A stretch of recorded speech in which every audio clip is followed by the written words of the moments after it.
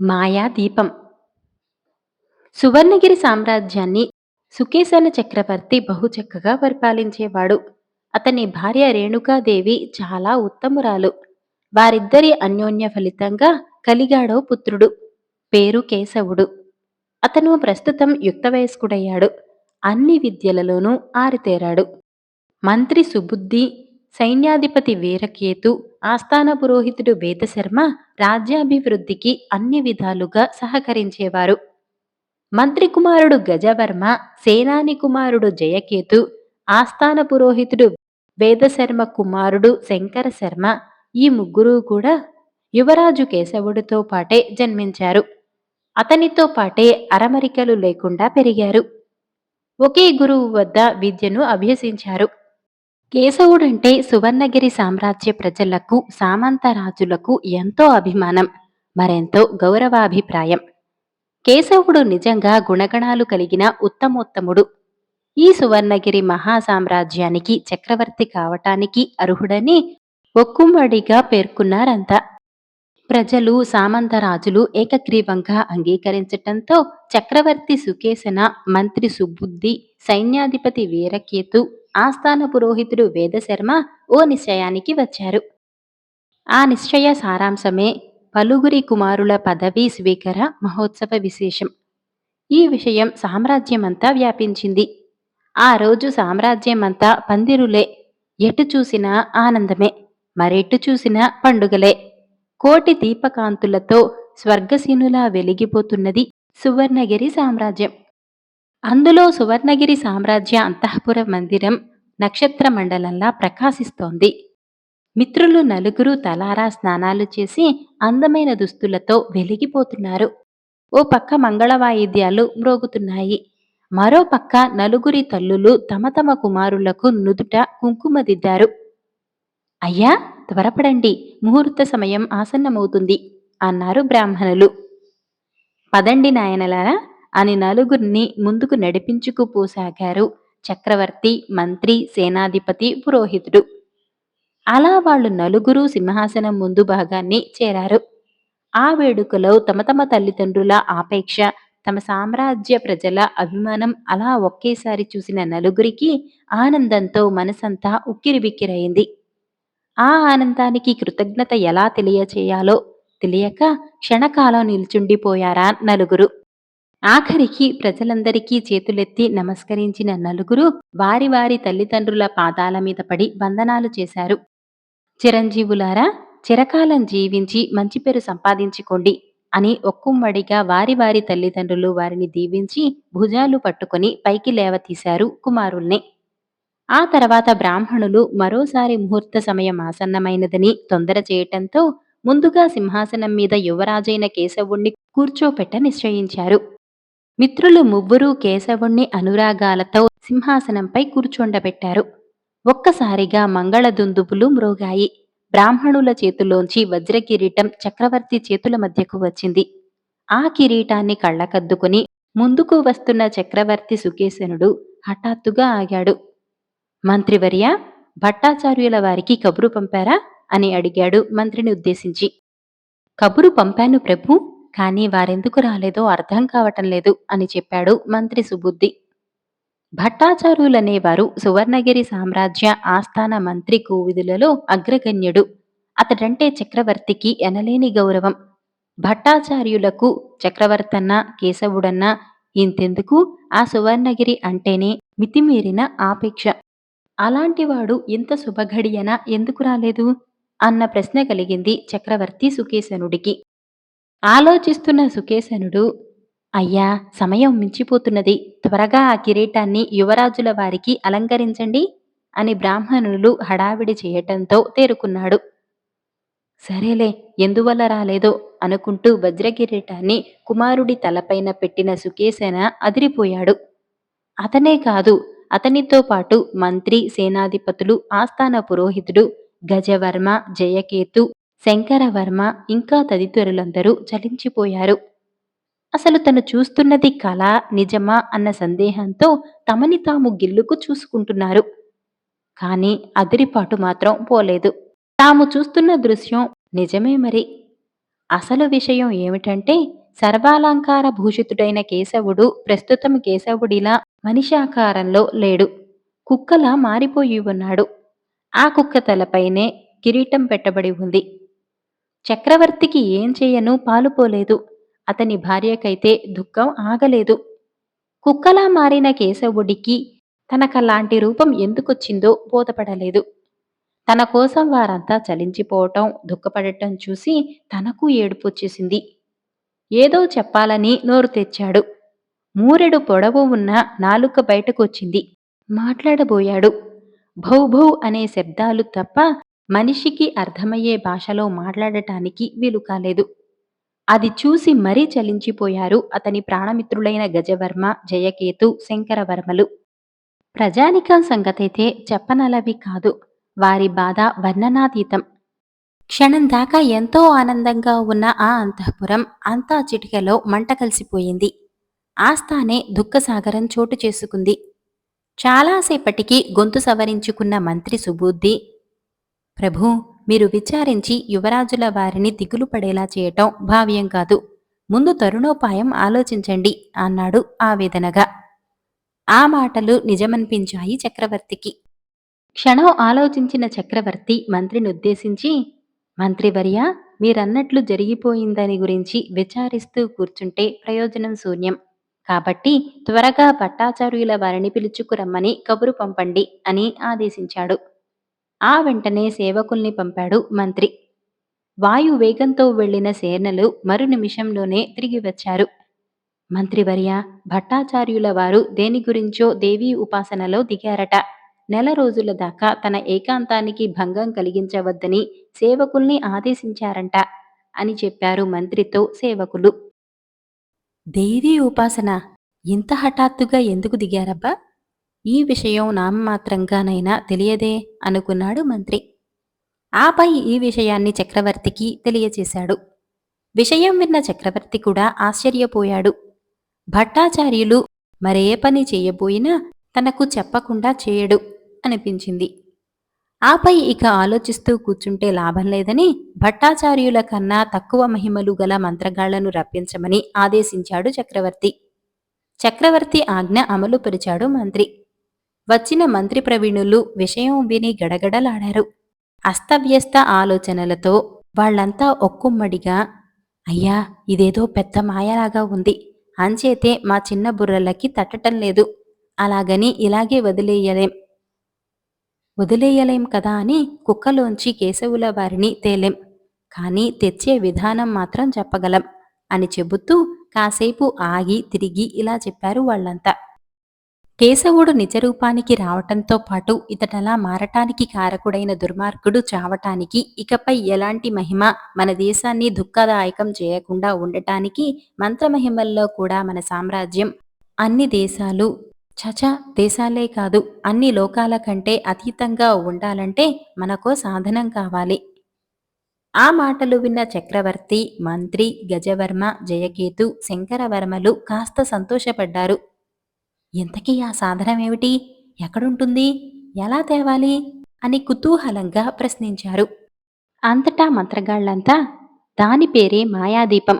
ఆ దీపం గురించి, దాని మహిమ గురించి లోకలోకాలకు విదితమే. దాన్ని సంపాదించటం చాలా కష్టమ అయినా సంపాదించాక దానివల్ల మనకెన్నో ప్రయోజనాలున్నాయి. ప్రస్తుతం మన యువరాజుల వారు యథారూపానికి రావాలంటే అదెంతో ముఖ్యం. అలాగని యువరాజుల వారు యథాస్థితికి రావటానికి అదొక్కటే చాలదు. యువరాజుల వారిని ఆ మాయాదీపం ఉన్నటువంటి మంత్రభవంతి విచిత్ర ద్వీపాలకు యువతలగా ఉన్న ఓ కోనేటి వద్దకు తీసుకువెళ్ళాలి. ఆ కోనేటిలో చుక్క నీరుండదు. ఆ కోనేటిలోనే యువరాజుల వారిని తోసేయాలి.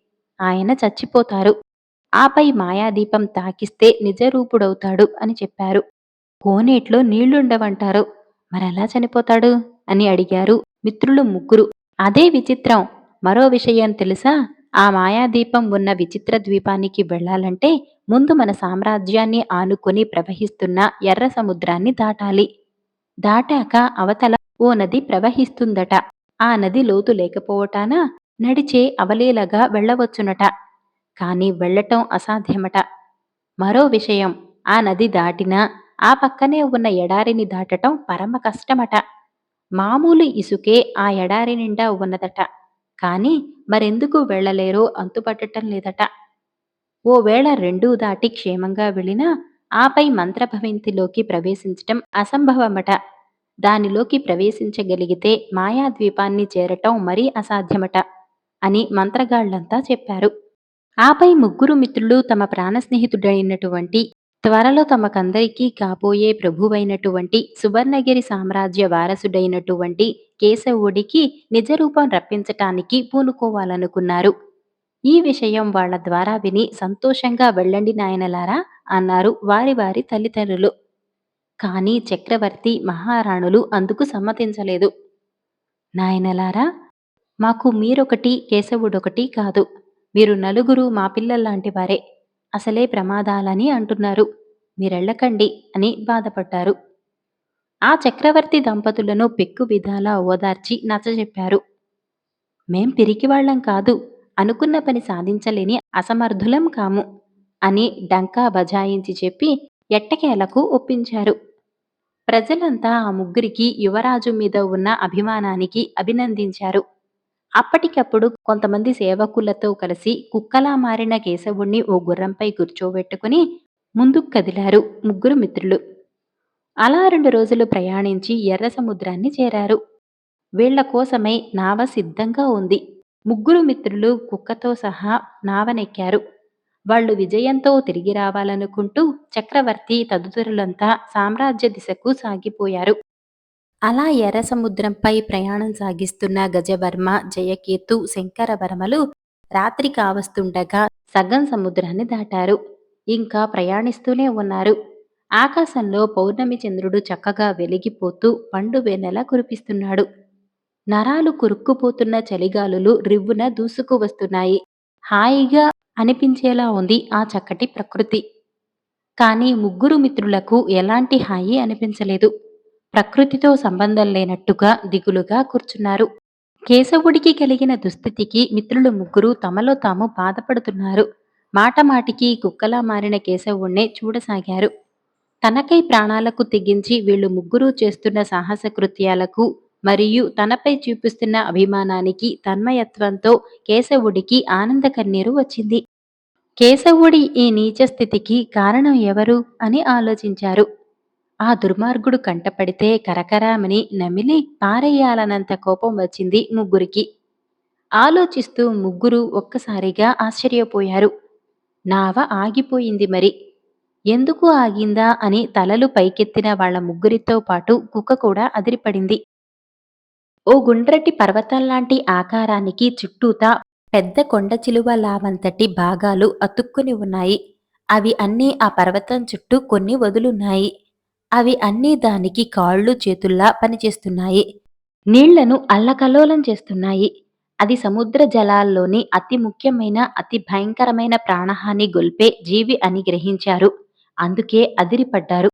ఇప్పుడేంటి కర్తవ్యం అని వారంతా అనుకునేలోపే ఆ జీవి ఓ తొండంతో నావకున్న కుక్కెన్ని పట్టుకుంది. ఎత్తిపడేస్తుందేమోరా బాబూ, నావతో పాటు మనము అప్పచ్చిల్లా మారిపోతాం అని వీళ్ళు భయపడేలోపే ముందుకు సాగిందా జీవి.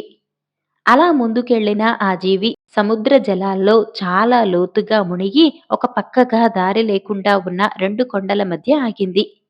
ఆ కొండల మధ్యగా నావ ఆగింది. ఇదేమిటి, ఇది మనల్ని ఏమీ చేయలేదే అని వాళ్ళు అనుకుంటూనే దృష్టి మరల్చి దద్దరిల్లిపోయారు. కారణం, ఆ 2 కొండలపై ఆంబోతులా పడుకొని ఉన్నాడు ఓ రాక్షసుడు. అంతలో ఆ సముద్రజీవి ఒక్కసారిగా పైకి లేచి దభ్యెల్లా నీళ్లలో పడింది. ఆ వేగానికి తుఫాన్ వచ్చినంత ఇదిగా నీటి తుంపరులు పైకి లేచాయి. కుక్కతో సహా వాళ్ళు ముగ్గురు ఉక్కిరి బిక్కిరైపోతూ ఉండగా దిగువన కళ్ళు తెరచి ఆ అని పెద్దగా ఆవలిస్తూ లేచి కూర్చున్నాడా రాక్షసుడు. అతని కంటికి నావ, దాంతోపాటు వీళ్ళు కనపడ్డారు. చెప్పలేనంత ఆనందమైంది వాడికి. ఏంరా మానవుడా, మీరు కుక్కతో సముద్రంపై షికారుకు రావాలనిపిస్తే అలా అలా ఏ చిన్న దీవులోనో తిరక్క ఇంత దూరం ఎందుకొచ్చారా అన్నాడు ఆ రాక్షసుడు సానుభూతిగా. అయ్యా, మేం పలానా, ఈ కుక్క నిజంగా కుక్క కాదు అని మొదలెట్టి విషయం పూర్తిగా వివరించారు. వీడు చక్రవర్తి కొడుకా? అలాగైతే వీడి అంతు చూడాల్సిందే. నా పేరు డింబకుడు. ఈ డింబకుడు భూప్రపంచంలో క్షత్రియుడన్న వాడిని నిలువకుండా చేయాలని శపథం పూనాడు అన్నాడు ఆవేశంగా డింబకుడు. అంతలోనే భయంకరమైన ఈదరగాలి రేగింది. మరుక్షణం ఆ గాల్లోంచి నిప్పులు చెరుగుతూ వచ్చిన ఓ గండ్రగొడ్డలి ఆ రాక్షసుడి పీక తెగ నరికింది. ఆ రాక్షసుడి దేహం సముద్రంలో అచేతనంగా పడిపోయింది. మరు నిమిషం అప్పటిదాకా కనిపిస్తున్న సముద్రజీవి మాయమై ఓ నలుగురు యువకులు గాల్లో తేలుతూ కనిపించారు. ఇవన్నీ చూస్తున్న గజవర్మ, జయకేతు, శంకరవర్మలకు మతులు పోయాయి. ఇదెలా సంభవమో ఆ యువకులు ఎవరో అర్థం కాలేదు. అంతలో ఆ యువకులు ఇలా చెప్పారు: మానవమిత్రులు, మీరలా ఆశ్చర్యపోకండి. ఇప్పటిదాకా మీకు కనిపించి మిమ్మల్నిక్కడికి తెచ్చిన సముద్రజీవిలాంటి వాళ్లమే మేం నలుగురం. అంటే మొత్తం 4 జీవాలుగా ఈ రాక్షసుడిచే మారబడి సముద్రంపై వస్తున్న నావల్ని వీడి వద్దకు చేర్చటం మా పని. మేం యక్షులం. విహారానికని వచ్చిన మమ్మల్ని ఈ రాక్షసుడు ఈ విధంగా చేశాడు. ఈ రాక్షసుడికి ఓ అన్న ఉన్నాడు. అతనిప్పుడు ఎచ్చట ఏ ఆపదలో ఉన్నాడో తెలియదు. కాని ఇతని అన్నను ఓ క్షత్రియుడెవరో ఆపదలోకి నెట్టాడట. తన అన్నని అలా చేసిన ఆ క్షత్రియుడిపై కోపంతో వాడికై తిరిగి వారిని కనుక్కోలేక క్షత్రియ జాతిని నాశనం చేస్తానని కంకణం కట్టుకుని ఇలా సముద్ర మధ్యాన్ని చేరాడు. అప్పుడప్పుడు చుట్టుపక్కల రాజ్యాల మీదకి వెళ్లి వస్తుండేవాడు. ఎంతో మాయల మారి అయినా ఇతన్ని చంపినది చాలా గొప్ప మంత్రవేత్త అయి ఉంటాడే తప్ప చిన్నవాడి వలన ఇతన్ని చంపవల్ల కాదు. ఇది విషయం. ఇక మేం వస్తాం. మా గుర్తుగా ఈ గుళికలు ఉంచుకోండి. వీటి వలన మీరు ఒక్కసారి గగన మార్గాన ప్రయాణించగలుగుతారు అంటూ ఓ 3 గుళికల్ని నావలోకి విసిరి అదృశ్యమైపోయారు యక్షులు. జరిగిన విచిత్ర సంఘటనలతో చాలాసేపు దాకా ఆశ్చర్యంలోకి తేరుకుని ఈ లోకానికి రాలేకపోయారు ముగ్గురు. ఇహలోకం వచ్చాక యక్ష యువకులు లేరు కాని వారు విసిరిన 3 గుళికలు నావలో పడి ఉన్నాయి. ఆలోచిస్తూ సమయం వృధా చేయడం మానవపరమని నావను వెనక్కి తిప్పి సరైన మార్గంలో నడవసాగారు. అలా 2 రోజులు ఎలాంటి ప్రమాదం లేకుండా ప్రయాణించి సముద్ర తీరాన్ని చేరారు. కుక్కతో సహా కిందకు దిగారు. నావకు లంగరు వేశారు. ఇసుకలోంచి ముందుకు సాగారు. ఆలోచిస్తూనే నలుగురు ఓ చిన్న నదిని దాటేశారు. ఆ నదిని మాటలో అంత త్వరగా దాటామని దాటగలుగుతామని వారు అనుకోలేదు. కనుచూపు మేరలో చాలా విస్తీర్ణాన్ని ఆక్రమించుకుని ఉన్నదో భవంతి చూపులకు కనిపిస్తూ చాలా పాడుపడ్డ భవంతిలా కనిపిస్తుంది దూరం నుంచే. ప్రస్తుతం ఆ ప్రాంతమంతా ఎడారి. ఆ ఎడారిలోని ఇసుక ముందు గడ్డల్లా తెల్లగా చాలా స్వచ్ఛంగా ఉండి ప్రతిబింబం కనిపిస్తోంది. కాని ఆ విషయం గమనించలేదెవ్వరు. ఆ ఇసుకలో తేళ్లు, జెర్రెలు లాంటి ఆకారాలు బొమ్మలుగా మట్టితో చేయబడ్డవి. అది గమనించలేదు. వాళ్ల దృష్టి అంతా ఎదురుగా కనిపించే భవంతి మీదే ఉంది. నడక వేగాన్ని పెంచారు. కుక్కలా ఉన్న కేశవుడు కూడా రొప్పుతూ చూస్తూ పరిగెడుతూనే ఉన్నాడు. అలా నడిచి ఆ భవంతి ముందు వైపు చేరుకున్నాడు. ఆ భవంతి సింహద్వారాల వద్ద చెరో ప్రక్క 2 శిలా విగ్రహాలు కత్తులు పట్టి భీకరంగా నిలుచొని ఉన్నాయి. ఆ భవంతి గోడల నిండా పులులు, సింహాలు, ఏనుగులు తదితర క్రూర మృగాల బొమ్మలే చెక్కబడి ఉన్నాయి. ఆ భవంతి ముందు వైపున ఓ పెద్ద పొట్లపాదు ఉంది. ఆ పొట్లపాదు నిండా కొన్ని వందల పొట్లకాయలు చాలా పొడవుగా నేలను తాకుతున్నాయి. నేల దాకా దృష్టి పడటానికి వాళ్ల చూపులకు నేల నిండా సొరపాదులు కనిపించాయి. దూలాల్లాటి సొరకాయలు విస్తారంగా కనిపించాయి. భవంతిపై క్రూర మృగాల చిత్రాలంటే చెప్పుకోదగ్గ విషయం కాదు. ఈ పొట్లపాదులు సొరకాయలేంటి అన్నదే వింతగా అనిపించింది. దాని గురించి పెద్దగా ఆలోచిస్తూ కూర్చుంటే ప్రయోజనం ఏమీ లేకపోవటంతో ఆ భవంతిలోకి వెళ్లాలనుకున్నారు ముగ్గురు. చిన్నగా భవంతి ముఖద్వారాన్ని చేరబోయి గతుక్కుమని వెనక్కి విరుచుకుపడ్డారు. కారణం ముఖద్వారంలోని శిలా విగ్రహాల్లో చలనం కలిగి కత్తులు పట్టి పైకి లేచి తన మీదకు వచ్చినట్టు అవటమే. ఒకవేళ భ్రమపడ్డామా అని మరోసారి వెళ్లబోగా ఈసారి 2 విగ్రహాలు నిలువుగా మరబొమ్మల్లా నిల్చున్నాయి. కత్తులు పైకెత్తి వేగంగా విసరబోయాయి. చిక్కామా, కైమా కింద చచ్చామే అని దూరానికి పరిగెత్తారు. తిరిగి ఆ శిలా విగ్రహాలు కూర్చుండిపోయాయి. ఇప్పుడెలా అన్న ఆలోచనలో పడ్డారు. క్రితం దాకా ఎంతో సులభంగా పోవచ్చునని, ఈ భవంతి గురించి చెప్పిన మాటలన్నీ మాయా మాటలని, ఇక్కడ ఎలాంటి మాయలు ఉండవని అనుకున్నారు పాపం. చాలాసేపటికి విగ్రహాలు వెనక్గా వెళ్ళపోవచ్చునన్న ఆలోచన వచ్చింది. చిన్నగా అడుగులో అడుగు వేసుకుంటూ భవంతి గోడలపై చేతులు ఆనించబోయిన ముగ్గురితో పాటు కుక్క కూడా నడుములు విరిగేలా వెనక్కి విరుచుకుపడ్డారు. తీరా గోడలపైకి చూస్తే ఏమీ కనిపించలేదు. ఓవేళ భ్రమించవచ్చునేమో అని పైకి లేచి మరోసారి గోడలపై చేతులేశారు. ఆ గోడలకు చెక్కబడి ఉన్న క్రూర మృగాలన్నింటికీ జీవం వచ్చేసింది. భయంకరంగా గాండ్రిస్తూ వీళ్ల వంక నమిలేసేలా గుర్రుగా చూశాయి. ఇటువంటి ఈ విగ్రహాలు, ఈ క్రూర మృగాలు రెండూ ఉన్నంత వరకు లోపలకు పోవటం అసంభవం. లోపలకు పోకపోతే మాయాదీపం చీచిక్కటం కల్ల. అది కల్ల అయితే యువరాజు నిజరూపానికి రాడు. ఈ చివరి ఆలోచన వీళ్ల ముగ్గురికి రావటం గమనించిన కేశవుడు భౌభౌ అని అరచి తన బాధను తెలియజేసుకున్నాడు. నువ్వు అరవకురా బాబు, అసలే సరైన యోచన రాక చేస్తున్నాం అన్నాడు ఆస్థాన పురోహితుడి కొడుకైన శంకరవర్మ. వాళ్ల ముగ్గురికి ఎలా పోవాలో అన్న యోచన కన్నా ఈ దీవిలో ప్రతి వస్తువు ఇంతేనా అన్న భయం కలిగింది. అలాంటి పరిస్థితుల్లోనే ఇసుకలో తేళ్లు జెర్రుల్లా ఉన్న రాళ్లు కనిపించాయి. ఇవి నిజంగా విషజంతువులు కాదు కదా అనుకున్నారు. మరుక్షణం అవి ప్రాణాలొచ్చేసి ముందుకు రాసాగాయి. దడపుట్టిపోయింది నలుగురికి. అలా చిన్నగా పొట్లపాదుల్లోకి దూరారు. బారాటి పొట్లకాయలు ఆ భయంలో పాములున్న భ్రాంతి కలగజేసి మరికాస్త భయాన్ని కలిగించటంతో అసలు నిజంగా ఇవి పొట్లకాయలేనా అని చూడబోయిన నలుగురు ఒక్క ఉదుటున ఇసుకలోకి పడ్డారు. కారణం పొట్లపాదుకు ఉన్నవి పొట్లకాయలు కాదు, త్రాచుపాములు మరి. విషాన్ని వ్రెలిగక్కుతున్నాయి. నాయనోయ్ అని చాలాసేపటి దాకా ఇసుకలో అలా కూర్చుండిపోయారు. అంతలో వాళ్ల దృష్టి తెల్లటి ఇసుకపైకి దాని పక్కన ఉన్న సొరపాదుపైకి సోకింది. కొంపతీసి ఇవి కూడా మాయాజాలమే కాదు కదా అనుకునేలోపే నలుగురు నీళ్లలో తడుస్తున్నట్లు, నీళ్లలోకి మునిగిపోతున్నట్టుగా కనిపించిన ఇసుక స్థానే పెద్ద మడుగు అతి లోతుగా తయారు కాబోతున్నది. ఇసుకలో మాత్రం మార్పేనా, సొరకాయల్లో కూడా ఉందా అని తల తిప్పి చూస్తే ఏముంది, దుక్కల్లాంటి సొరకాయలు మొసళ్లుగా మారిపోయాయి. ఆసరికే ఇసుకంతా నీళ్లలా మారిపోవటంతో మొసళ్లన్నీ ముందుకు రాసాగాయి. ఆ దెబ్బతో బౌబౌ అని అరచింది కుక్క. అమ్మ బాబోయ్ అని అరిచారు ముగ్గురు. నలుగురూ కలిపి ముందుకు ఈదుకుపోసాగారు. ముందు తాము దాటి వచ్చిన నది ఒడ్డుకు వచ్చేసరికి మొసళ్ళు ఆగిపోయాయి.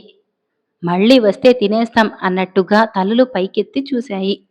నదిలోకి అడుగు వేయబోయిన మంత్రి కొడుకు గజవర్మ బాబోయ్ నా కాలు అని అరుస్తూ కాలు పట్టుకుని వెనక్కి విరుచుకుపడ్డాడు. పాపం అతని కాలు బాగా కాలిపోయి ఉంది. కారణం ఆ నదీ జలాల్లోంచి ఒక్కసారిగా అగ్నిజ్వాలలు ప్రజ్వరిల్లడమే. ఓ పక్క నదిలోని మొసళ్ళు, మరో పక్క అగ్నిజ్వాలలు. ఇక ఎలా త్వరగా బయటపడాలో వాళ్లకు అంతుపట్టలేదు. మరు నిమిషం యక్ష యువకులు ఇచ్చిన 3 గిళుకల్ని నోట్లో వేసుకుని కుక్కను పైకెత్తి పట్టుకున్నారు. అంతే, కుక్కతో పాటు ముగ్గురు ఆకాశంలోకి లేచి ముందుకు ప్రయాణించారు. ఆ విధంగా అగ్నిజ్వాలల నుంచి తప్పించుకున్నారు. ఇంకా ప్రయాణిస్తూనే ఉన్నారు ఆకాశంలో. కుక్కతో సహా వాళ్లు ముగ్గురు గగన వీధిలోంచి ఓ అరణ్యంలోకి దిగారు. కడుపులు సలసలమంటూ ఆకలితో వేడికిపోవటంతో ఏం దొరుకుతుందా అని చూశారు. కాని ఎక్కడా ఏమీ కనపడలేదు. దొరక్కపోతాయా అన్న ఆశతో ముందుకు సాగారు. ఓ పక్క సూర్యాస్త సమయం జరుగుతోంది. అందుకే చీకటి పడేలోపే ఆహారాన్ని వెతుక్కొని ఓ చెట్టుపైకి చేరి విశ్రమించాలనుకున్నారు. అలా ముందుకు వెళుతున్న వారు టక్కున ఆగిపోయారు. అందుకు కారణం ఏదో మూలుగు వినిపించినట్టు అవ్వటమే. ఏవిటా అని మూలుగు వినిపిస్తున్న దిశగా 4 గజాలు నడిచారో లేదో ఆశ్చర్యపోయారు. అందుకు కారణం నాయనా గజవర్మ, నాయనా జయకేతు, నాయనా ఇలా తమ పేర్లను ఎవరో పిలుస్తున్నట్టు వినిపించటమే. మనల్ని పేరెట్టి పిలిచేదెవరబ్బా అని కుతూహలంగా ఒక అడుగు వేసి టక్కున ఆగిపోయారంతా. ఒకరి ముఖాలొకరు చూసుకున్నారు. క్షణం వాళ్లందరి ముఖాల్లో అనుమాన రేఖ లీలగా కదలాడింది. ఇలా అరచి తమని ఆకట్టుకోవాలనుకునే వ్యక్తి ఓ మాంత్రికుడేమో, ఆ మాయాదీపానికి ప్రయత్నిస్తున్నాడేమో.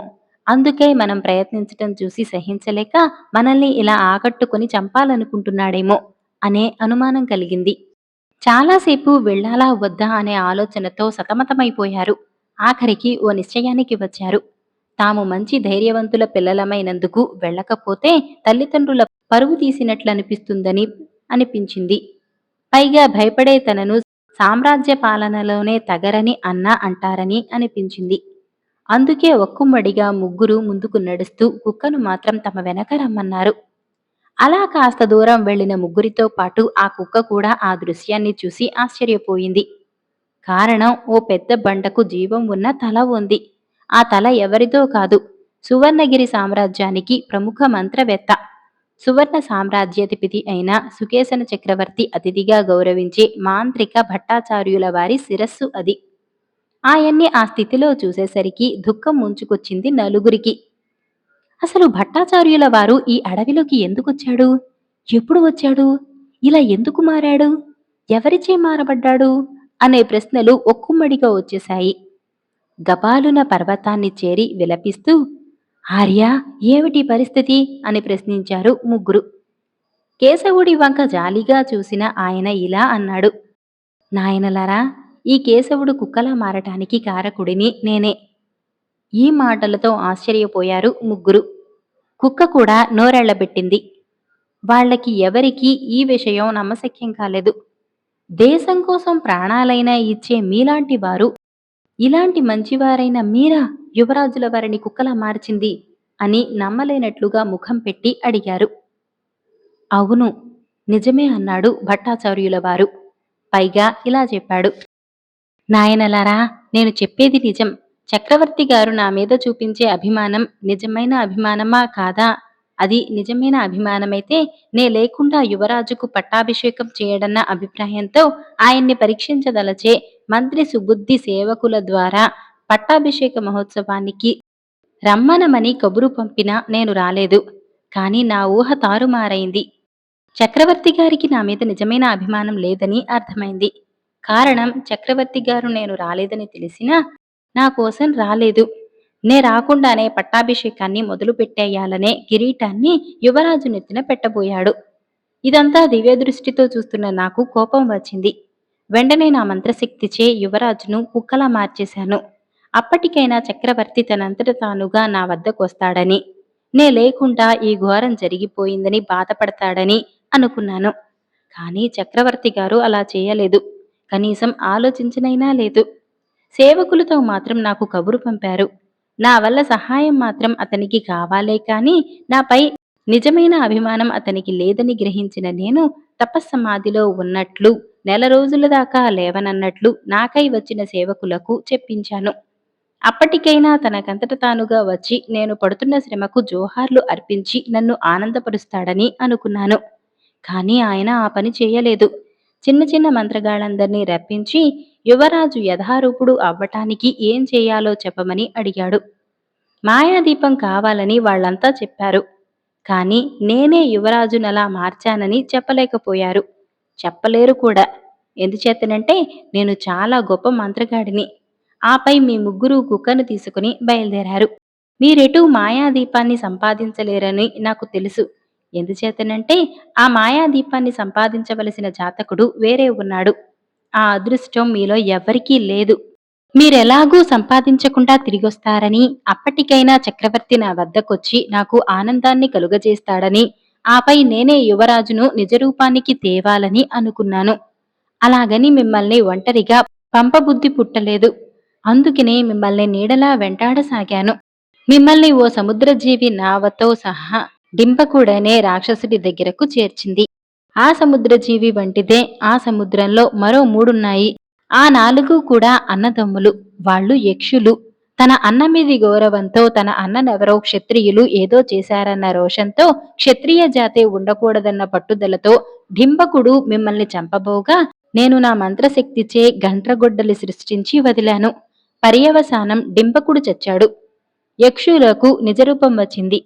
మీ ప్రాణాలకు హాని తప్పిపోవటంతో పాటు హాని కూడా జరగకుండా మీకు యక్షులు ద్వారా మంత్రపు గుళికలు దక్కాయి. ఆపై మీరు ఎలా ఇక్కడికి వచ్చారో నాకు తెలీదు. అందుకు కారణం నేను బందీనైపోయాను. ఓ మాంత్రికుడు నన్ను అతి తెలివిగా బంధించాడు.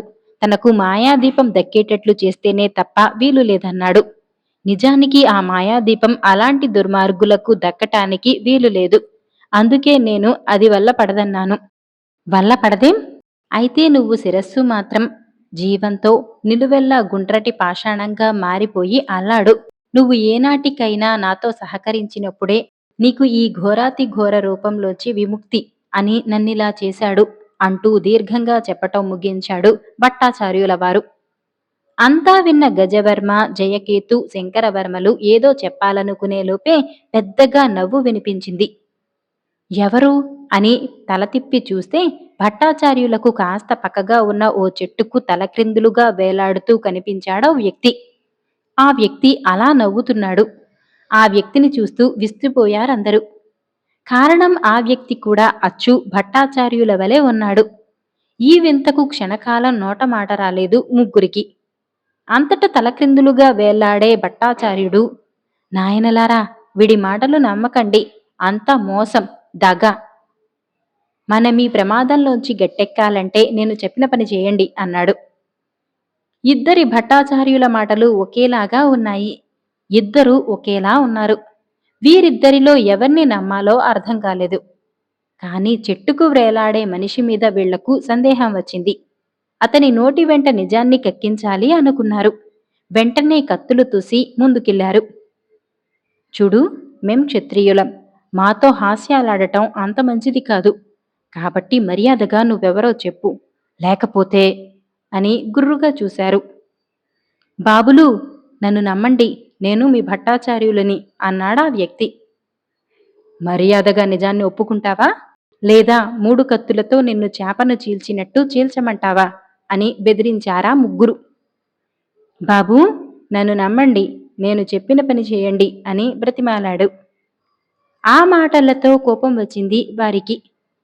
నువ్వు వట్టి అబద్ధాల పుట్టలాగా ఉన్నావు.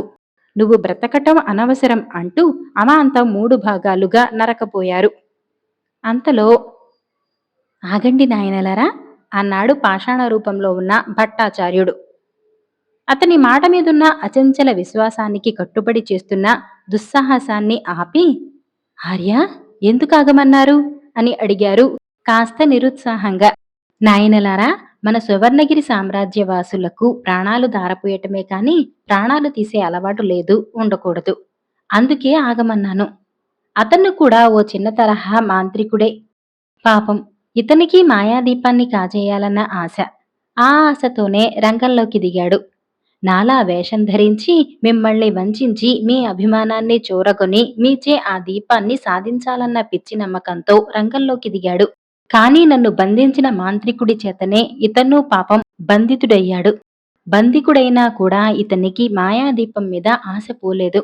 అంచేతనే మిమ్మల్ని ఓ పని చేయమంటున్నాడు అంటూ దీర్ఘంగా చెప్పటం ముగించాడు పాషాణ రూపంలో ఉన్న ఆచార్యుల వారు. ఈ మాట విని వీళ్ళు ముగ్గురూ చెట్టుకు వెళ్లాడే భట్టాచార్యులపై జాలిపడుతుంటే అతను మాత్రం పాషాణపు భట్టాచార్యులనుద్దేశించి, ఒరే పాపి, నీకు బాగుపడే రాత లేదురా, నిన్ను చూసుకో ఏం చేస్తానో అని నసిగాడు. ఆ మాటలతో గజవర్మకు కోపం వచ్చింది. ఒరేయ్, నువ్వు ముందు నోరుమూస్తావా, నాలుక తెగకుయ్యమంటావా అని గద్దించాడు. ఆపై ఏమనుకున్నాడో ఏమో తలక్రిందులుగా వేలాడే భట్టాచార్యులు మాయమైపోయాడు. చూశారా, వీడెతటి మాయలమారో, మీరు చాలా జాగ్రత్తగా వ్యవహరించాలి అని హెచ్చరించాడు భట్టాచార్యుడు. ఇంతకీ మేమేం పని చేస్తే యువరాజు యథాస్థితికి వస్తాడు అని అడిగాడు గజవర్మ. యువరాజు యథారూపుడిగా మారాలంటే నేను ముందు యథాస్థితికి రావాలి. నాయనలారా, అది జరిగితే యువరాజు యథారూపుడు కావటంతో పాటే అతి విలువైన కూమాదీపం కూడా మనకు దక్కుతుంది.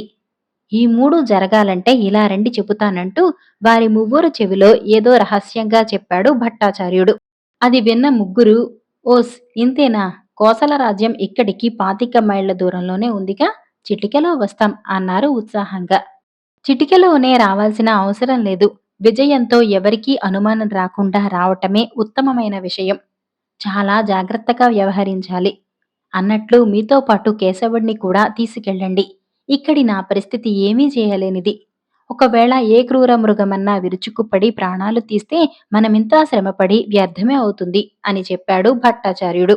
అందుచేత కుక్కలా ఉన్న కేశవుణ్ణి కూడా వెంట పెట్టుకుని ముందుకు సాగారు గజవర్మ, జయకేతు, శంకరవర్మలు. ఆలోచిస్తూ మిట్ట మధ్యాహ్న వేళకు కోసల రాజ్య పులిమేరలోకి ప్రవేశించారు. విలువైన ఆభరణాలన్నీ ఓ మూటలా కట్టుకుని చంకన పెట్టుకుని సామాన్యుల్లా రాజధానిలోకి ప్రవేశించారు. ప్రవేశించిన వెంటనే వారు వెతకవలసిన వ్యక్తి కోసం ఓసారి గాలించారు. ఎక్కడా అయిపు లేడు. వాడసలే వెర్రివాడిని చెప్పాడు. కొంపతీసి మరే రాజ్యానికైనా ఉడాయించలేదు కదా అనుకున్నారు. ఏ విషయమూ రాజధాని అంతటా వలవేసి గాలించేదాకా తేలదని, ముందు హాయిగా తృప్తి తీరా భోజనం చేయాలి అనుకున్నారు. తమ వద్ద ఉన్న ధనంతో రకరకాల తినుబండారాలు కొని ఓ పాడుపడ్డ దేవాలయపు అరుగుమీద చేరి తృప్తి తీరా భుజించారు గజవర్మ, జయకేతు, శంకరవర్మలు కుక్కతో సహా. అలా వాళ్ళు ఆకలి తీరిన తర్వాత ఎతకవలసిన వ్యక్తి కోసం రాజబాట గుండా వెతుకుతూ వెళుతూ ఉండగా ఓ కోమటి దుకాణం ముందు నలుగురు గుమిగూడి ఉండటంతో ఏమిటా అని ఆసక్తిగా దరిచేరారు. కోమటి పెద్దగా అరుస్తున్నాడు. ఎందుకయ్యా అలా అరుస్తున్నావు? నా సంగతి నీకు తెలియదు. నే తలుచుకుంటే నిన్ను నీ కొట్టును నామరూపాలు లేకుండా చేయగలను అంటున్నాడు ఓ యువకుడు. అతనికి 30 ఏళ్లు పైనే ఉంటాయి. బట్టలు చిరిగినా, తైల సంస్కారం లేక జుత్తు చింపిరి చింపిరిగా ఉన్నా అందాన్ని బట్టి, టీవీని బట్టి అతడు క్షత్రియుడిలా ఉన్నాడని అనుకుంటారందరూ. ఆలోచిస్తున్న కోమటి ఆ యువకుడి వంక హేళనగా చూశాడు. ఆపై తన పక్కనే అడ్డంగా నిలుచున్న నలుగురు వస్తాదుల వంక దృష్టి సారించాడు. ఆపై తిరిగి ఆ యువకుడి వంక చూస్తూ, చూడు పుల్లయ్య, నీ పిచ్చి పిచ్చి వేషాలు నా వద్ద వెయ్యకు. సరుకులు నా కొట్లో కల్తీలే ఉంటాయి. అది అడగడానికి నువ్వెవరు అన్నాడు ధీమాగా.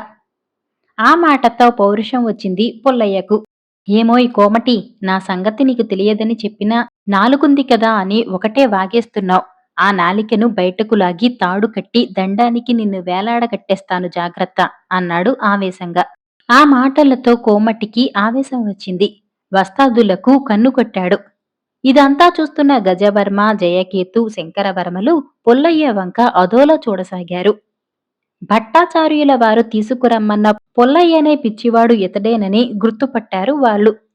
కాని ఈ పిచ్చివాడితో ఏం పని అన్న ఆలోచన మొదట్లో వచ్చినా ఇతను మంచి ధైర్యశాలిగా అన్యాయాన్ని ఎదిరించటంతో అతడిపై కాస్త సదభిప్రాయం కలిగింది వారికి. ఆలోచిస్తూ ఉన్న ముగ్గురు పుల్లయ్యపైకి దృష్టి సారించారు. వస్తాదులు నలుగురు ముందుకు రాసాగారు. వాళ్లను చూసిన పుల్లయ్య పెద్దగా నవ్వాడు. చూడండి, వృధాగా ఒళ్ళు హోనం చేసుకోకండి అని హెచ్చరించాడు. ఆ మాటతో వస్తాదులకు తెక్కరేగిపోయింది. మరు నిమిషం ఫట్ఫట్మంటూ బంతిలా ఆడుకున్నారు పుల్లయ్యని. పాపం పుల్లయ్య నలుగురు వస్తాదుల చేతుల్లో నలిగిపోయి స్పృహ కోల్పోయాడు. ఇక పోనీయండి, చస్తాడు అని కొట్లోకి నడిచిన కోమటిని అనుసరించి లోపలికెళ్లిపోయారు వస్తాదులు. స్పృహ తప్పి పడిపోయిన పుల్లయ్యను చూసి థు అనుకున్నారు కుక్కతో సహా గజవర్మ, జయకేతు, శంకరవర్మలు. ఒట్టి ఆరంభసూరుడేనే, నోరా వీపుకు చేటు తేకే అన్నట్టు పొడిచేసే సత్తా లేనప్పుడు పౌరుషాలెందుకు చెప్పండి? వృధాగా మక్కలిరగతన్నించుకోవడానికి కాకపోతే. అయినా ఇంతటి మహాబలశాలి భట్టాచార్యుల వారికి ఎందుకబ్బా అనుకున్నారు. అయినా తీసుకెళ్ళక తప్పదనుకున్నారు. అంతలో స్పృహ తప్పి పడిపోయిన పుల్లయ్యను 10 మంది రాజ్యవాసులు ఓ అరుగు మీదకు చేర్చి ఉపచారాలు చేయసాగారు. వాళ్లలో ఒకడు ఎక్కడి నుంచి వచ్చాడో ఏమో, అసలు ఏ తల్లి కన్న బిడ్డడో, ఇల్లు వాకిలి, పిల్లా జల్లా పెళ్ళాం, అసలు తల్లిదండ్రి ఉన్నారో లేదో అన్నాడు జాలిగా. మరొకడు, పాపం ఎన్నిసార్లు ఆవేశానికి పోయి తన్నులు తింటున్నాడు. ఇతడు మనిషో కాదో, అసలు మనిషే అయితే ఎలా తట్టుకుంటున్నాడో ఏమో అన్నాడు సానుభూతిగా. నిజం అన్నలు, ఇతడు ఇప్పటికి తిన్న తన్నులు వేరే ఎవరైనా అయితే చచ్చి కూర్చునేవాడు. అక్కడికే నువ్వు జోక్యం చేసుకోకని చెబుతూనే ఉంటా. వీరు వింటేనా కదిలించి కయ్యానికి కాలు దువ్వుతాడు. ఇతనికొచ్చే ఆవేశానికి, ఇతను చూపే పౌరుషానికి క్రొత్త వాళ్ళెవరైనా చూస్తే కొట్టేస్తాడని అనుకుంటారు. కాని ఇలా ప్రతిసారి చావచిత కొట్టించుకుని ఇలా స్పృహ తప్పి పడిపోతాడని ఎవరనుకుంటారు అన్నాడు మరో చిలిపి కుర్రాడు. ఈ మాటలన్నీ దూరంగా ఉండి విన్న గజవర్మ, జయకేతు, శంకరవర్మలకు ఓ చక్కటి ఆలోచన వచ్చింది. పుల్లయ్య ఎంతటి అశక్తుడైనా కారణం లేనిదే భట్టాచార్యుల వారు తీసుకురమ్మని చెప్పరని, పుల్లయ్యను ఎవరికీ అనుమానం రాకుండా తీసుకెళ్లాలంటే అతను తమ చుట్టమేనని చెప్పటం కంటే మరో మార్గం వేరొకటి కనిపించలేదు. అందుకే వాళ్ళు ముగ్గురు గుంపును తోసుకుంటూ ముందుకొచ్చి, అయ్యో మా పుల్లయ్య, మా పుల్లయ్యకు ఏమైంది అని గగ్గోలుగా లేచారు. క్రితం దాకా ఈ ముగ్గుర్ని పెద్దగా పట్టించుకొని గుమిగూడిన జనం మొదట కాస్త ఆశ్చర్యపోయారు. ఆపై ఇతడు మీకేమవుతాడు? ఇతని దేవూరు? ఇతని అసలు పేరేంటి? పిచ్చి పిచ్చిగా ఉండటం వలన పుల్లయ్య అని మేమే పేరు పెట్టాం అంటూ ప్రశ్నల వర్షం కురిపించేశారు. పుల్లయ్య మా అన్నయ్య గారి కుమారుడు. పేరు పుల్లయ్యే. నెల రోజులుగా కనపడపోయేసరికి మేం వెతుక్కుంటూ బయలుదేరాం. మాది కుంతల రాజ్యం అంటూ నోటికొచ్చిందంతా చెప్పేశాడు గజవర్మ. అంతా విన్న కొందరు ముసలివాళ్లు, మీరు అదృష్టవంతులు నాయనలారా. ఈ పిల్లగాడు నిజంగా అదృష్టవంతుడే. లేకపోతే ఇతను తిన్న దెబ్బలకు ప్రాణాలతో ఉండాల్సిన ఘట్టం కాదు అన్నారు సానుభూతిగా. ఇంతలో కళ్ళు తెరిచాడు పుల్లయ్య. తెరిచి తెరవటంతోనే, ఎక్కడ ఆ కోమటి మనుషులు? వాళ్ళంతు చూస్తాను. ఈ పుల్లయ్య ముందే ఆటలా అన్నాడు ఆవేశంగా. నాయనా ఆవేశపడకు. అది నీ ఒంటికి మంచిది కాదు. మీ వాళ్ళు వచ్చారు. వాళ్లతో మీ రాజ్యానికి వెళ్ళి బుద్ధిగా ఉండు అన్నారు ముసలివాళ్లు. ఆ మాటలతో ఆశ్చర్యంగా ఆ ముసలాళ్ల వైపు చూశాడు పుల్లయ్య. ఆ చూపులో నా వాళ్ళు ఎవరన్నా ప్రశ్న ప్రస్ఫుటంగా కనిపించింది. అంతట రంగంలోకి దిగిన గజవర్మ, పుల్లయ్య, ఇన్నాళ్ళు ఎక్కడికి వెళ్ళావు నాయనా? చెప్పా పెట్టకుండా రావటంతో మీ నాన్నగారు ఎంతగా కలవరపడుతున్నారో, మీ అమ్మగారు ఎంత దిగులు పడిపోతున్నారో నీకేం తెలుసు అంటూ దొంగేడ్పులు ఏడ్చాడు. గజవర్మ ఏడుపు చిరాకు తెప్పించింది పుల్లయ్యకు. అసలు నువ్వెవరయ్యా? అలా ఏడ్చి చస్తావెందుకు అన్నాడు గుర్రుగా. ఆ మాటలకు ఆశ్చర్యపోయారు గుమిగూడిన ప్రజలు. మరోసారి పుల్లయ్య ఆ మాటలంటే తమపై ఆ ప్రజానీకానికి అనుమానం వస్తుందని, అలా వస్తే తమ వీపులు సాఫీ కావటంతో పాటు తమ పుట్టు పూర్వోత్తరాలు పట్టబయలవుతాయని భయపడ్డ గజవర్మ, ఓరి నా తండ్రోయ్, చిన్నాన్నను పట్టుకుని ఎవరివయ్యా అని అడిగావు కదయ్యా, ఇది నువ్వు అడగలేదురా నాయనా. ఈ ముదనష్టపు పిచ్చి లేనప్పుడు తండ్రి కంటే మిన్నగా నన్ను ప్రేమించావే, పూజించావే అంటూ రాగాలకు లేచాడు. ఆ మాటలు, ఏడ్పు గుమిగూడిన ప్రజల్ని బాగా ఆకట్టుకున్నాయి. మరోసారి పుల్లయ్య, నువ్వెవరివయ్యా అని దబాయించబోయినా తమాయించమని నచ్చచెప్పారు ప్రజలంతా. పుల్లయ్యా, అలా అనకూడదయ్యా. నీకు తెలియదు. ఇకపై ఎప్పుడూ అలా చెప్పరాదు. వెళ్ళు మీ వాళ్లతో అన్నారు నెమ్మదిగా. నాకు వీళ్లకు సంబంధం లేదు అని ఇంకేదో చెప్పినా ప్రజానికం వినకపోవటంతో ఏమనుకున్నాడో ఏమో గబాల్న లేచి నిలుచున్నాడు పుల్లయ్య. పుల్లయ్య తిట్టినందుకు బాధ కన్నా అతన్నంత త్వరగా పెద్దగా కష్టపడకుండా వెంట వస్తున్నందుకు ఆనందపడ్డారు ముగ్గురు మిత్రులు. పుల్లయ్యను తీసుకెళ్లగానే భట్టాచార్యుల వారికి విముక్తి కలుగుతుందనే, ఆయనకు విముక్తి కలిగితేనే తనకు నిజరూపం వస్తుందని, అప్పుడు తను అందరిలా తిరిగి మాట్లాడవచ్చని ఆలోచన చేసిన కేశవుడికి మితిమించిన ఆనందం కలిగింది. ఆనందాన్ని తెలియజేసుకుంటున్నాడన్నట్టుగా మరొకసారి భౌభౌమన్నాడు. క్రితం దాకా ముగ్గుర్నే చూస్తున్న పుల్లయ్య ఇప్పుడు కుక్కను కూడా చూశాడు. మీకు తోడు ఇదో తగలాటకం కూడా ఉందా అని అడిగాడు హేళనగా. ఇది మనం పెంచిన కుక్కే నాయనా. నువ్వే కదా దీన్ని చిన్నప్పుడు తెచ్చి పెంచుకుందాం చిన్నాన్నా అని చెప్పావు కదా అన్నాడు గజవర్మ అబద్ధాన్ని నిజం చేసే ప్రయత్నంలో. ఆ మాటతో చిర్రెత్తుకొచ్చింది పుల్లయ్యకు. ఏమిటయ్యా బాబు మీరనేది? అసలు నాకు తెలియదంటే మధ్య ఈ వెధవ కుక్క కూడా నేను పెంచుదామన్నదే అంటారేమిటి అన్నాడు విసుగ్గా. అది విన్న చుట్టుపక్కల వాళ్ళు, చూడండి, పిల్లాడికి మీరెవరో గుర్తు రాలేదు కాబట్టి అతన్ని అట్టే విసిగించక తీసుకెళ్ళండి. మీరు ఎవరో తెలియదని ఇతడన్నంత మాత్రాన మునిగిపోయిందేమిటి చెప్పండి అన్నారు అతి చిన్నగా గజవర్మ తదితరులతో. ఆ మాటలతో కొండంత ధైర్యం వచ్చింది గజవర్మ తదితరులకి. తామింకా పుల్లయ్య వలన బజారున పడవలసి వస్తుందేమో, అనుమానం వస్తుందేమో అనే మాత్రమే ఆలోచించారు.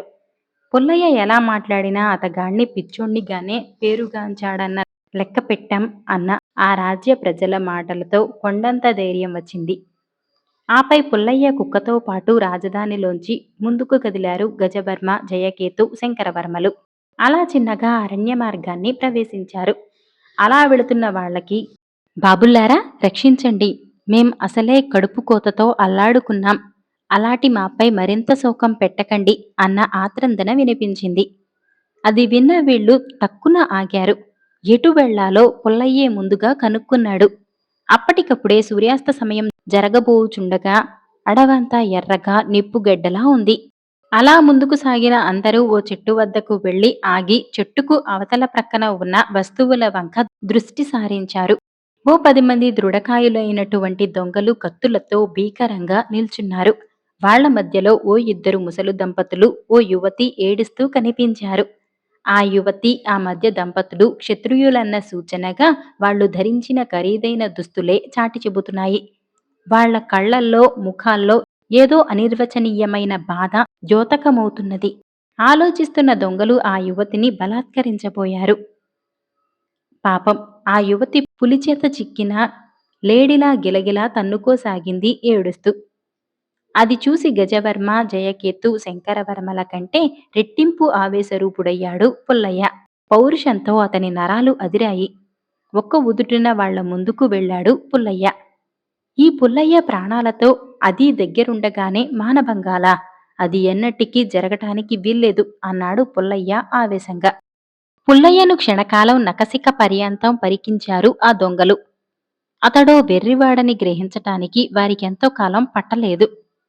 పుల్లయ్యను చూసిన ఆ వృద్ధ దంపతులు, ఆ యువతి కళ్ళల్లో ఆశ్చర్యం తోబూచులాడింది.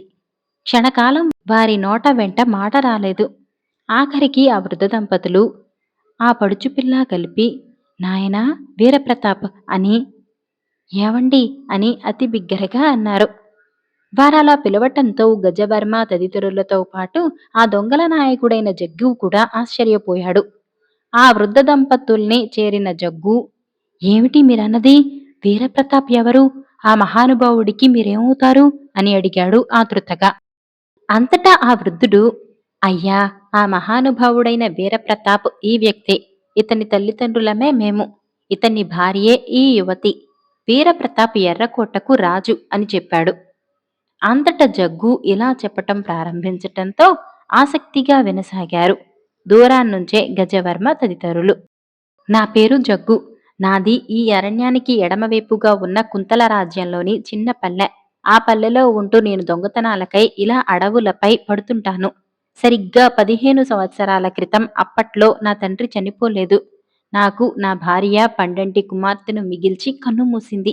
నేను దొంగతనాలకు వెళ్లి ఎన్ని రోజులకు వచ్చినా నా కుమార్తెకు ఎటువంటి అసౌకర్యమూ కలుగకుండా అల్లారు ముద్దుగా చూసుకునేవాడు నా తండ్రి. నా కుమార్తెకు 6వ ఏడు వచ్చింది. ఆ సంవత్సరం నేను ఇంటి పట్టునే లేను. అటువంటి స్థితిలో మల్లికకు క్షత్రియులకు తప్ప అన్యులకు రాని అతి భయంకరమైన జబ్బు వచ్చింది. ఆ వ్యాధి నుండి మల్లిక విముక్తి పొందాలంటే తమ వద్ద ఉన్న ఏ మందులు పనిచేయవని నిక్కచ్చిగా చెప్పారు వైద్యులెందరూ.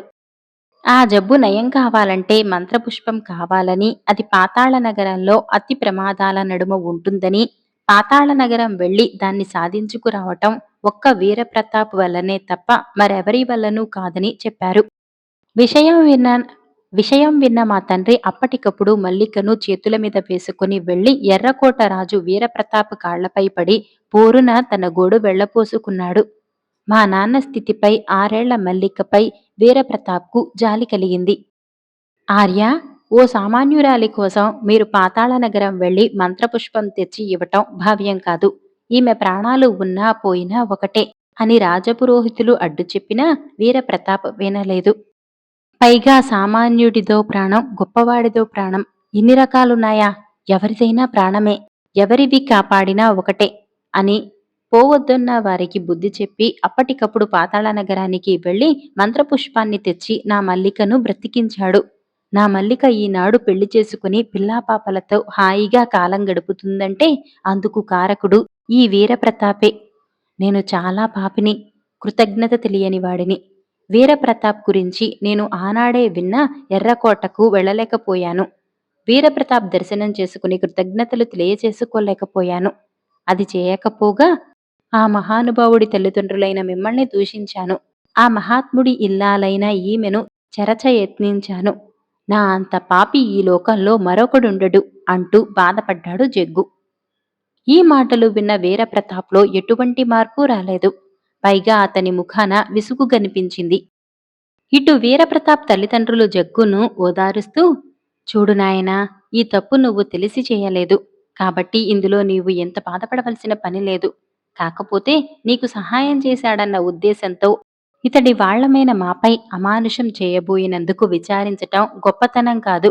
నీకు సహాయం చేయని వ్యక్తి యొక్క భార్య కూడా నీకు చెల్లెలతో సమానమని గుర్తుంచుకో అన్నాడు. ఇక అట్టే కాలం దూరంగా ఉండి వీరప్రతాప్ గురించి అస్తవ్యస్త ప్రశ్నలతో వేగిపోలేక ఒక్కసారిగా ముందుకు వచ్చిన గజవర్మ తదితరులందరూ తమను తాము ఎవరో, ఎందువల్ల దేశాలు పట్టామో, ఆ కుక్క ఎవరో, దాని చరిత్ర ఏమిటో వివరిస్తూ, ఆర్య, ఈ వీరప్రతాప్ ఎవరు, మీరెవరు, అసలు కదేంటి అన్న విషయాలన్నీ వివరంగా వివరించమని వేడుకున్నారు. అంతటా ఆ వృద్ధ దంపతులు, నాయనలారా, మా ఇద్దరి పేర్లు శంతన, మంజులాదేవీలు. మాకు లేక కలిగాడు వీరప్రతాప్. ఎర్రకోట అంతా వీరప్రతాప్ జన్మించటంతో ఆనందించింది. వీరప్రతాప్ చిన్నతనం నుంచి మంచి శివభక్తుడు. చాలా మంచివాడు. ఎలాంటి దుర్మార్గుడు చస్తున్నా చూసి సహించలేని ఉత్తముడు వీరప్రతాప్. అందువల్లనే వీరప్రతాప్కు ఈశ్వరవరం దక్కింది. ఆ వరం వల్లనే వీరప్రతాప్ అజేయుడయ్యాడు. వీరప్రతాప్ను ఎటువంటి మంత్రము, ఎంతటి బలశాలి ఏమీ చేయలేడు. పైగా వీరప్రతాప్ శివతపస్సు వలన ఏ లోకానికి అయినా అవలీలగా వెళ్లి రాగలడు. ఏ లోకంలోనూ అతడిని అడ్డగించేవారే లేరు. అలాంటి వీరప్రతాప్కు పెళ్లి జరిగి ఒకే ఒక సంవత్సరం మాత్రమే గడిచింది. ఇతని భార్య ఈ యువతి. ఈమె పేరు సుభాషిణి. 2 నెలల క్రితం వీరప్రతాప్ వేటకని వచ్చి అదే పోవటం పోయాడు. అంతూ పొంతూ లేకపోవటంతో దిగులుతో ఆగలేక ఏదైనా ప్రయాణపు ఏర్పాట్లు కూడా చేసుకోబుద్ధి పుట్టక ఎర్రకోట విడిచి వస్తున్న మమ్మల్ని ఈ దొంగలు అటకాయించారు. ఏ దేశంలోనైనా ఉంటాడన్న మా ఆశ అయితే తీరింది కాని నా కుమారుడు అతి బలవంతుడు, మృత్యువును జయించినవాడు ఇలా వెర్రివాడిలా ఎలా మారాడో అర్థం కావటం లేదు అని గాఢంగా నిట్టూర్చాడు వీరప్రతాప్ తండ్రి శంతనుడు. దొంగల నాయకుడైన జగ్గు వీరప్రతాప్ను ఉద్దేశిస్తూ, మహానుభావ, వీరు మీ తల్లిదండ్రులు, ఈ సాధ్వి మీ భార్యా శిరోమణి అని చెప్పబోయాడు. చిర్రెత్తుకొచ్చిన వీరప్రతాప్, ఏమిటయ్యా, క్రితం దాకా ఈ కుక్కను వెంటేసుకొచ్చిన మనుషులకే పిచ్చి పట్టిందనుకున్నాను. ఇప్పుడు మీరు, మీతో పాటు ఈ వృద్ధ దంపతులకు, ఈ పడుచు పిల్లకు కూడా వెరెత్తిపోయిందే అన్నాడు చిరాగ్గా. బాబూ, అలా అనకు అన్నారు శంతన మంజులాదేవిలు బాధగా. ఏవండి, నేను మీ భార్యనండి అని బోరున కాళ్లపై పడి ఏడ్చింది సుభాషిణి. చిచి, ఇదేం కర్మ తల్లి నీకు, దేశంలో మగాళ్లకే గొడ్డుపోయారా, నన్నే పిడిస్తారెందుకు అన్నాడు కాళ్లపై పడ్డ భార్యను నెట్టేస్తూ వీరప్రతాప్. ఇక ఇలా వాదిస్తూ కూర్చొని వీరప్రతాప్ను వాగించటం బాగోలేదని అతని తల్లిదండ్రుల్ని, భార్యను కష్టపెట్టడం చూడలేని జగ్గు చెట్లచాటుగా కట్టేసి ఉన్న తన గుర్రాన్ని, వాటిపై వీరప్రతాప్ తదితరులందర్నీ కూర్చోపెట్టుకుని వేగంగా ముందుకు సాగారు. అలా ప్రయాణించిన జగ్గు ఓ చిన్న పర్ణశాల ముందు గుర్రాల్ని ఆపారు. ఆ పర్ణశాల బయట రావు చెట్టు కింద జింక చర్మంపై అచంచల భక్తి శ్రద్ధలతో చూడగానే మనకు భక్తిభావం కలిగేలా తపస్సమాధిలో కూర్చొని ఉన్నాడు ఓ మహర్షి. ఆ మహర్షి పేరు శకలుడని, మహాతపస్వి అని చెప్పాడు జగ్గు. ఆపై వీరప్రతాప్ తదితరులందరూ శకలుడికి సాష్టాంగపడి స్తోత్రాలు జరిపించ ఆరంభించటంతో అతి చిన్నగా కళ్ళు తెరిచిన శకలుడు వీరప్రతాప్ను చూసి దిగ్గున పైకి లేచాడు. ఏమిటిది, శపించి పారేస్తాడా అని శంతన మంజులాదేవిలు భయపడుతూ ఉండగా వీరప్రతాప్ను చేరిన సకల మహర్షి ఆప్యాయంగా కౌగిలించుకున్నాడు. ఏంటయ్యా మహర్షి, నీకు తపస్సు చేసి చేసి మతిగాని పోలేదు కదా, నా పేరు పొల్లయ్య, వీరప్రతాప్ను కాను అన్నాడు అసహనంగా. వీరప్రతాప్ మామూలుగా మారేదెలా అన్నట్టుగా చూశారు అందరూ శకలుడి ముఖంలోకి. అంతట శకలుడు ఇలా అన్నాడు, వీరప్రతాప్ నిజంగా అజేయుడు. ఇతను భూప్రపంచంలోని అందరు రాజులకు, సామాన్యులకు సహాయం చేస్తుండటం గిట్టలేదు ఓ మాంత్రికుడికి. వీరప్రతాప్ అడ్డు తొలగించుకోవాలి అనుకున్నాడు. అందుకే వేటకాయ వచ్చిన వీరప్రతాప్ను ఆకర్షించాడు. మూర్ఛరోగిలా గిలగిలా కొట్టుకోసాగాడు. ఇది చూసి దరిచేరిన వీరప్రతాప్ ఆ మాంత్రికుడి పక్కనే ఉన్న ఓ కుండ అందుకున్నాడు. అందులోని జలాన్ని మూర్ఛరోగిలా నటిస్తున్న మాంత్రికుడికి తాగించాడు. మరుక్షణం వీరప్రతాప్ శక్తులన్నీ ఆ మాంత్రికుడిలో ఇమిడిపోయాయి. అందుకు కారణం ఆ మాంత్రికుడు ముందుగా ఆ కుండలో మాయాజలాన్ని పెట్టి ఉంచాడు. ఆ జలం త్రాగటం వల్లనే వీరప్రతాప్ అశక్తుడైపోయాడు. ఆపై వీరప్రతాప్ను పిచ్చివాడిలా మార్చేశాడు ఆ మాంత్రికుడు. అందుకే ఇలా అయిపోయి ఎవ్వర్నీ గుర్తుపట్టలేకుండా పోతున్నాడు అని చెప్పాడు. ఆ మాటలు విన్న శంతన మంజులాదేవిలతో పాటు వీరప్రతాప్ భార్య సుభాషిణి, గజవర్మ తదితరులు జగ్గులు కలిసి వీరప్రతాప్ తిరిగి మామూలుగా మారే యోగం లేదా అని అడిగారు ఆసక్తిగా. అలా మారాలంటే నేను ఇన్నేళ్లుగా తపస్సు చేసిన ఫలాన్ని ధారపోయాలి. అట్లా ధారపోయటం జరిగితే ఆ మాంత్రికుడు చస్తాడు. వీరప్రతాపు మామూలు స్థితికి వస్తాడు. కాని నేను కొండచిలువలా మారిపోతాను అన్నాడు శకలుడు. ఈ మాటలు మరీ ఆశ్చర్యంగా తోచాయి అందరికీ. అందుకే అసలు విషయం ఏమిటని అడిగారు. అంతట శకలుడు మహర్షి అయిన తను ఎవ్వర్నీ చంపకూడదని తెలిసి మాంత్రికుణ్ణి చంపబోతున్నందున కొండచిలువగా మారి పాపాన్ని అనుభవించక తప్పదని, తను తిరిగి యథారూపుకు రావాలంటే మాయాదీపాన్ని తెచ్చి తాకించాలని చెప్పాడు. ఆపై ఆ పని నేను దగ్గరుండి చేయిస్తాను వీరప్రతాప్ అని గజవర్మ చెప్పటంతో కళ్ళు మూసుకున్న శకలుడు చిన్నగా ఏవేవో మంత్రాలు జపించి తన చేతిలోని కమండలంలోంచి కొద్దిగా జలాన్ని తీసి వీరప్రతాప్పై చల్లాడు. మరుక్షణం కెవ్వున అరస్తూ పడిపోయాడు వీరప్రతాప్. అంతలో గాలిలో తేలుకుంటూ వచ్చి ఓ శవం వారి ముందు నిలిచింది.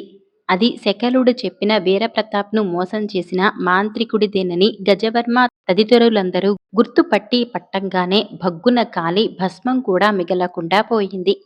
తిరిగి అంతలోనే శకలుడు మాయమై ఆ స్థానంలో పెద్ద కొండచిలువగా సాక్షాత్కరించింది.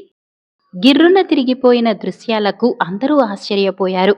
అంతలోనే చిన్నగా కళ్ళు తెరిచాడు వీరప్రతాప్. చుట్టూ చూశాడు. ఓ ప్రక్కగా కనిపించిన వారంతా అపరిచిత వ్యక్తులే. మరో ప్రక్క తన తల్లిదండ్రులు, తన భార్య, వాళ్లందరి మధ్య కొండచిలువ. ఈ దృశ్యాలన్నీ చూసేసరికి ఆశ్చర్యమేసింది. దిగ్గున పైకి లేచి, నాన్నగారు ఏమిటి ఇక్కడికి మీరు అని చెబుతూ ఆగిపోయాడు వీరప్రతాప్. అతనికి గతం జ్ఞాపకం వచ్చింది. తను వేటకని ఒంటరిగా రావటం, ఓ మూర్ఛరోగి, ఆపై చాలా బాగా జ్ఞాపకం వచ్చింది. కాని ఆపై తనకి ఏమైందో తెలియదు. తిరిగి కళ్ళు తెరిచి చూస్తే అదే అరణ్యంలో ఉన్నాడు. పైగా తల్లిదండ్రులు, భార్య ఉన్నారు. అపరిచితులు ఎవరో, తన వారు అక్కడికి ఎందుకు వచ్చారో వీరప్రతాప్కు అర్థం కాలేదు. అంతటా వీరప్రతాప్ తండ్రి శంతనుడు వీరప్రతాప్ను పిచ్చివాడిలా మారటానికి కారకుడు ఎవరో చెప్పి, వాడు తిరిగి చావటానికి, వీరప్రతాప్ తిరిగి జ్ఞానవంతుడవటానికి కారకుడెవరో చెప్పాడు. తను మామూలుగా మారటానికి కారకుడైన శకలుడు ప్రస్తుతం కొండచిలువగా మారటంతో జాలి కలిగింది వీరప్రతాప్కు. చేతులెత్తి శకలుడికి నమస్కరించాడు. ఆపై శకలుడు, గజవర్మ తదితరులు వీరప్రతాప్కు పరిచయం చేసి, నాయనా వీరప్రతాప్, ప్రస్తుతం కుక్కగా ఉన్న ఈ కేశవుడు నిజరూపం రావాలంటే నిజమైన భట్టాచార్యులను యథాస్థితికి తేవాలి. నిజమైన భట్టాచార్యులు యథారూపుడు అయితేనే అతని మహిమ వల్ల కుక్కగా మారిన కేశవుడు నిజరూపుడవుతాడు. నిజమైన భట్టాచార్యుడు యథారూపుడు కావాలంటే నకిలీ భట్టాచార్యుణ్ణి చంపాలి అన్నాడు. ఈ మాటలన్నీ విన్న వీరప్రతాప్ కుక్క రూపంలో ఉన్న కేశవుడి వంక జాలిగా చూస్తూ, నన్ను ఈ అడవిలోకి ఎలాగోలా మీరు తీసుకురాబట్టే నాకు పిచ్చి కుదిరింది. మీ మేలు మరిచిపోలేనంటూ గజవర్మ తదితరులను పొగిడాడు. దానికే ఉందిలేండి అని వీరప్రతాప్తో అంటూ శకలుణ్ణి ఉద్దేశించి, ఆర్య, నిజమైన భట్టాచార్యుడు ఎవరో మాకు అంతుపట్టలేదు. ఎవరై ఉంటారు అన్నారు గజవర్మ తదితరులు. అందుకు శకలుడు ఏదో అతిరహస్యంగా చిన్నగా వీరప్రతాప్ తదితరుల చెవుల్లో ఏదో చెప్పి, ఆపై వీరప్రతాప్ ఇంకా పిచ్చివాడిలా ఉన్నట్టే నటించాలని చెప్పాడు. అందుకు సై అన్నారు అంతా. ఆపై వీరప్రతాప అనుజ్ఞతో అతని తల్లిదండ్రులు, భార్య ఎర్రకోటకు వెళ్లిపోయారు ఆనందంగా. గజవర్మ తదితరులతో ముందుకు వెళుతున్న వీరప్రతాప్ వద్ద సెలవు తీసుకుని వెళ్లిపోయారు జగ్గు, అతని అనుచరులు. అలా వీరప్రతాప్, గజవర్మ తదితరులందరూ భట్టాచార్యులు ఉన్న ప్రదేశాన్ని చేరుకున్నారు. వీళ్ల రాక అలికిడికి పర్వతాకారపు భట్టాచార్యుడు నెమ్మదిగా కళ్ళు తెరిచాడు.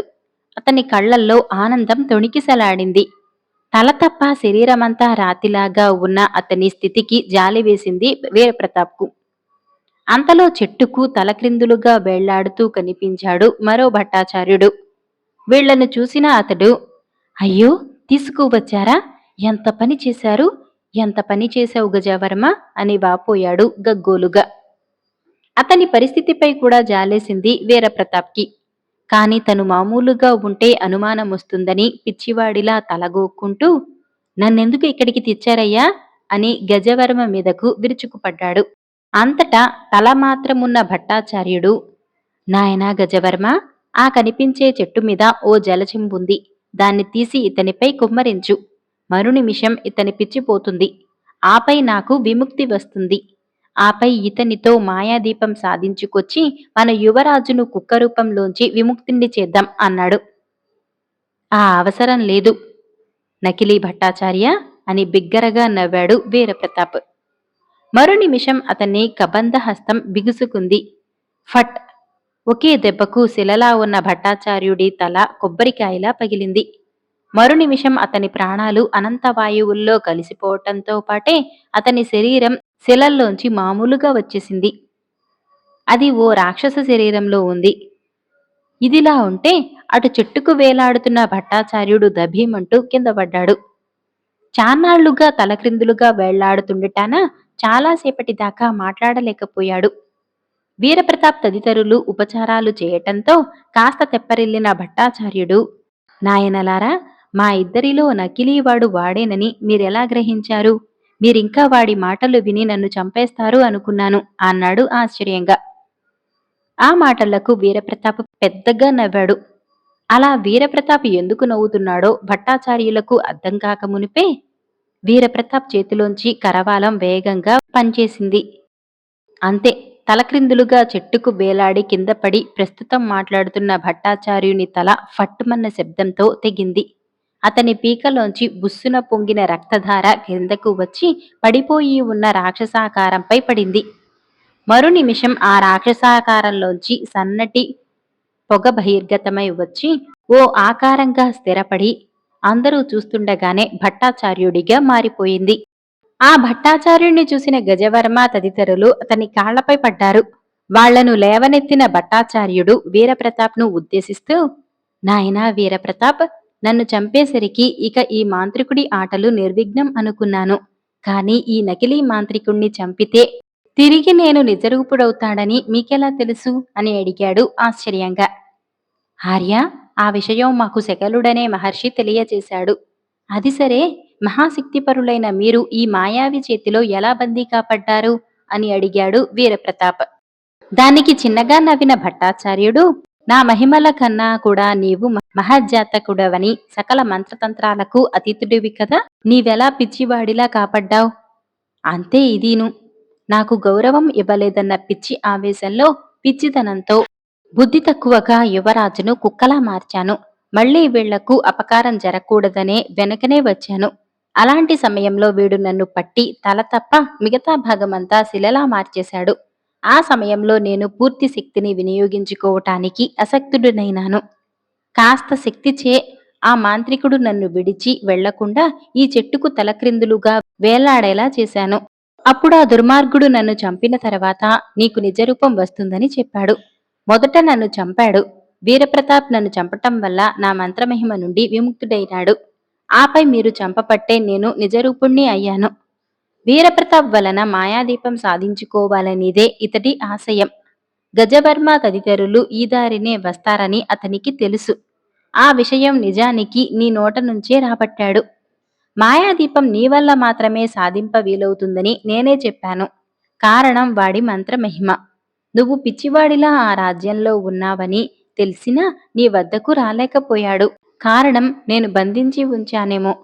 అందుకే నాలా గజవర్మ తదితరులకు కనిపించి నిన్ను ఇక్కడికి రప్పించేలా చేశాడు అంటూ దీర్ఘంగా చెప్పటం ముగించాడు. అంతా విన్న గజవర్మ తదితరులు, ఆర్య, నాకో సందేహం. ఈ మాంత్రికుడు ముందుగానే మీ రూపంలో ఉన్నాడా?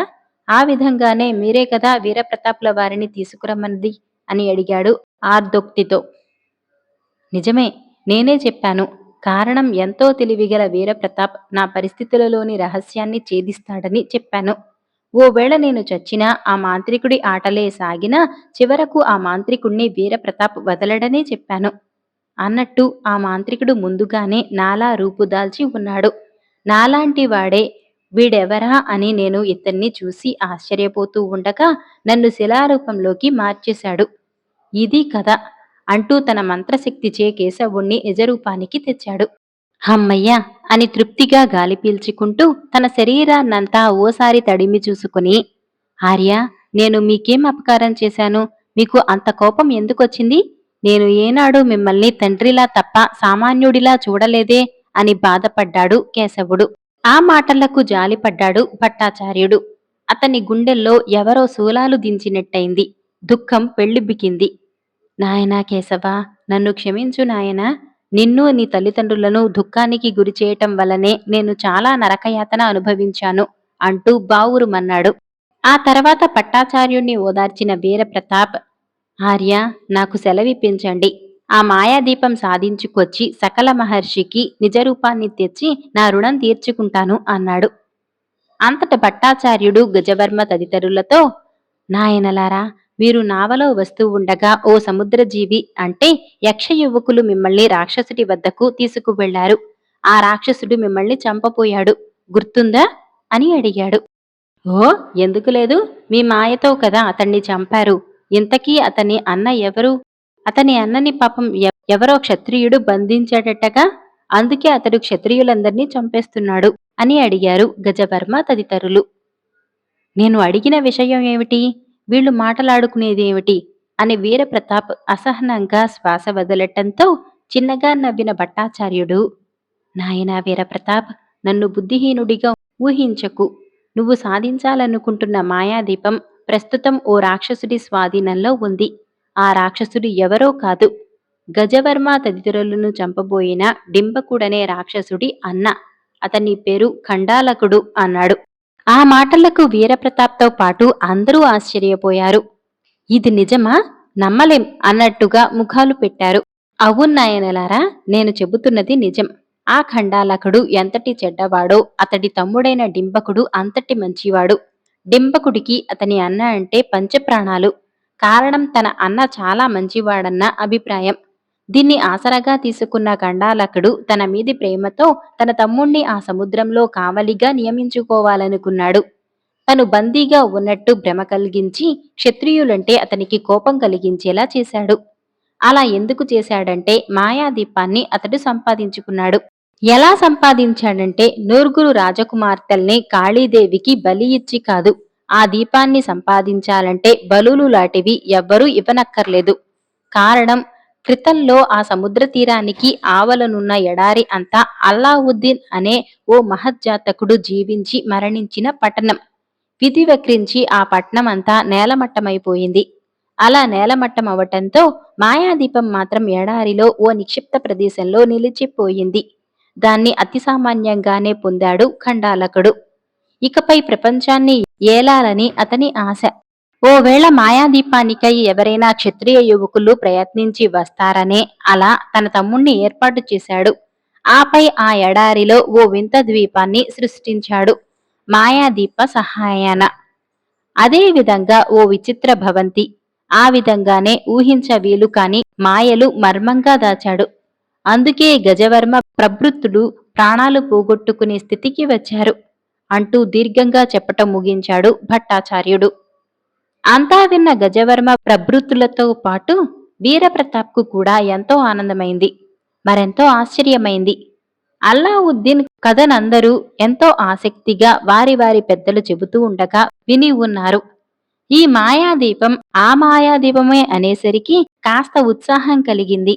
ఆ మాయాదీపాన్ని కథల్లో వినటమే కాదు, చూడపోతున్నాం అన్నదే వాళ్ల ఉత్సాహానికి కారణం. ఆఖరికి అంతా కలిసి త్వరగా వెళ్లి ఆ రాక్షసుని పని పడతాం అన్నారు. అందుకు చిన్నగా నవ్విన భట్టాచార్యుడు, గజవర్మ తదితులెవ్వరూ ఆ రాక్షసుడిని జయించలేరని, అక్కడున్న ప్రమాదాలకు వృధాగా చచ్చిపోతారని, ఆఖరికి తని కూడా ఆ మాయావిని ఎదుర్కోలేనని, అలా ఎదుర్కోగల శక్తి ఈశ్వర ప్రసాదితుడైన ఒక్క వీరప్రతాప్ వల్లే అవుతుందని చెప్పాడు.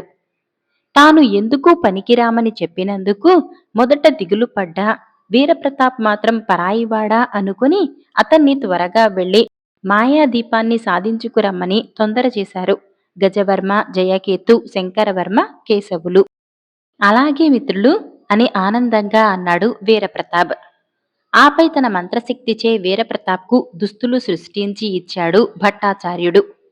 పిచ్చివాడిగా ఉండి అందరితో తన్నులు తిని దుస్తులు చినిగిపోయి ఉండటాన భట్టాచార్యుడు సృష్టించి ఇచ్చిన దుస్తులు ధరించిన వీరప్రతాప్ అసలు సిసలైన క్షత్రియుడులా తళతళ మెరిసిపోయాడు అందంగా. ఆపై వెళ్ళొస్తాను అని అందరితో చెప్పాడు. మరో నిమిషం జుయీమంటూ పైకి లేచి గగన మార్గాన ముందుకు సాగి కనుమరుగైపోయాడు వీరప్రతాప్. వీరప్రతాప్ అలా గాలిలోకి లేచి ప్రయాణించటం ఆశ్చర్యమనిపించింది ఈ నలుగురు మిత్రులకు. నాయనాలారా, అతను మహజ్జాతకుడు, గాలిలో తేలగలడు, నీటిలో ప్రాణహాని కలగకుండా సంచరించగలడు. ఇదంతా ఈశ్వర శక్తి. అన్నీ వివరంగా చెప్తానులే. అతను రావటానికి ఇంకా చాలా సమయం పడుతుంది. మనం ఇలా చెట్ల కింద విశ్రాంతి తీసుకుంటూ మాట్లాడుకుందాం రండి అంటూ ఓ చెట్టు కింద కూర్చున్నారు భట్టాచార్యుడు. ఆసక్తిగా అతని చుట్టూ చేరి కూర్చున్నారు నలుగురు మిత్రులు. అలా గాలిలో తేలుతూ ప్రయాణిస్తూ వచ్చిన వీరప్రతాప్ సముద్ర తీరానికి ఆవల భూమి మీద దిగాడు. చిన్నగా ముందుకు సాగాడు. అలా వెళుతూ వెళుతూ టక్కున ఆగాడు. కారణం, అక్కడో చిన్న నది ప్రవహిస్తూ ఉంది. ఆ నదిని గురించే గజవర్మ ప్రభృతులు చెప్పి ఉంటారని ఊహించాడు. కాని ఆ నది అతి సామాన్య నదిలా ఉంది. మంటలవి లేదు. మరో నదేమో అని ముందుకు వెళ్లబోగా ఒక్కసారిగా మంటలు ప్రజ్వరిల్లాయి. ఆ మంటలు వీరప్రతాప్ను ఏమీ చేయలేకపోయాయి. అలా చిన్నగా వెళుతూ ఉండగా తెల్లటి ఇసుక, ఓ ప్రక్క సొరపాదు, పైభాగాన పొట్లపందిరి, వాటి అన్నిటి మధ్యలో పాడుపడ్డ భవంతి. ఆ భవంతి ముందు 2 రాక్షసి బొమ్మలు. ఆ భవంతి గోడలపై లెక్కలేనన్ని క్రూర మృగాల బొమ్మలు తదితరమైనవన్నీ వీరప్రతాప్ దృష్టిన పడ్డాయి. వాటి వలన తనకు ఎలాంటి ప్రాణహాని లేదని తనకి తెలుసు. అయినా ఆ గర్వంతో తనుంటే దేవుడు కూడా మెచ్చుకోడని వరలోని ఖడ్గాన్ని చేతిలోకి తీసుకున్నాడు. చిన్నగా పాడుపడ్డ భవంతిని ఓసారి చూశాడు. ఆపై ముందుకు వెళ్లబోగా తేళ్లు, జర్రెలు ఉన్న రాళ్లకు ప్రాణం వచ్చి గబగబా వీరప్రతాప్ కాళ్లపైకి పాకాయి. కాని అంతలోనే అవన్నీ కాలిపోయాయి. కారణం, వీరప్రతాప్ కాళ్లు 2 ఇనుప పాదాల్లాగా మారి కొలిమిలో కాల్చినట్టుగా ఎర్రగా మారిపోవటమే. అతని కాళ్లు అలా మారడానికి కారణం అతను ఈశ్వర ప్రసాదితుడు కావటమే. ఆ పైకి ముందుకు వెళ్లబోతూ ఉండగా తెల్లటి ఇసుక నదిలా మారి సొరకాయలు మొసళ్లుగా మారి ముందుకు వచ్చేశాయి. ఆ నది పీకల్లోతూ ఉన్న వీరప్రతాప్ మునగలేదు. వచ్చిన మొసళ్ళు అతడిని తిన ప్రారంభించాయి. వాటి వల్ల కాలేదు. ఆ మొసళ్ళన్నింటినీ ఒక్కొక్కటిగా పట్టి కుందేళ్లు పిల్లల్లా ఎత్తి అవతల విసిరేసి చిన్నగా నవ్వుకున్నాడు వీరప్రతాప్. ఆపై అలా నీటిలో తేలుతూ ముందుకు వెళ్లబోగా పొట్లకాయలన్నీ పాముళ్లా మారి వీరప్రతాప్ శరీరమంతా చుట్టేసుకున్నాయి. విషాన్ని వెడలగ్రక్కాయి.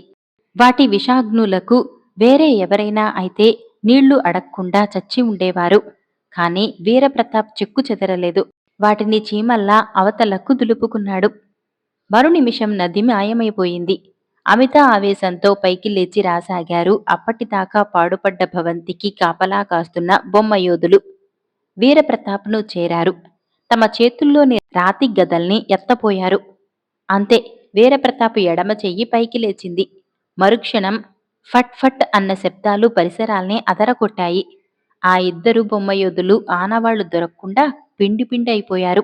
వాళ్ళిద్దరూ చచ్చిన మరుక్షణం ఆ పాడుపడ్డ భవంతి ద్వారాలు తెరుచుకున్నాయి. దాంతోపాటు ఓ రాక్షసుడు ద్వారంలో ప్రత్యక్షమయ్యాడు. అతని ముఖంలో గాబరా, ఆవేశాలు సమానంగా దోబూచులాడుతున్నాయి. ఒరే మానవా, నువ్వు వెళ్ళిపో, నీ ప్రాణాలు కాపాడుకో, నేను సామాన్యుడిని కాను అని హెచ్చరించాడు ఆ రాక్షసుడు.